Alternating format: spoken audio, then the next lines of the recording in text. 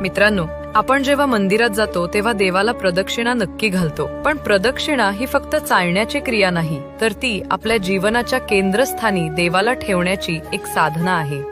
म्हणजे पुढे आणि दक्षिणा म्हणजे उजवीकडे. म्हणूनच प्रदक्षिणा करताना देव नेहमी आपल्या उजव्या बाजूला राहतो. प्रत्येक देवतेची प्रदक्षिणा करण्यामागे वेगळा अर्थ आहे. उदाहरणार्थ, आपण गणपतीभोवती प्रदक्षिणा घालत नाहीत, कारण त्यांच्या मागे अलक्ष्मी असते, जी नकारात्मकता दर्शवते. म्हणून अनेक गणपती मंदिरात प्रदक्षिणेची रचना केलेलीच नसते. भगवान शंकराला आपण 3 प्रदक्षिणा घालतो, जे निर्माण, स्थिती आणि संहार या विश्वाच्या 3 तत्वांचे प्रतीक आहेत. भगवान विष्णू आणि माता देवी यांना आपण 4 प्रदक्षिणा घालतो. तुळशीला मात्र 1, 3, 5, 7 अशा विषम संख्येतच प्रदक्षिणा घालतो. ही जीवनातील सतत चालणारी प्रगती, वाढ व अखंड प्रवास दर्शवते. शिवलिंगाला अर्धी प्रदक्षिणा घातली जाते, कारण ज्या बाजूने अभिषेकाचं जल बाहेर पडतं त्या प्रवाहातून भक्त फिरत नाही. प्रदक्षिणा म्हणजे केवळ देवाभोवती फिरणे नव्हे, तर ती श्रद्धा, विज्ञान, परंपरा आणि भक्ती यांचा एक अद्भुत संगम आहे. पुढच्या वेळी प्रदक्षिणा घालताना विसरू नका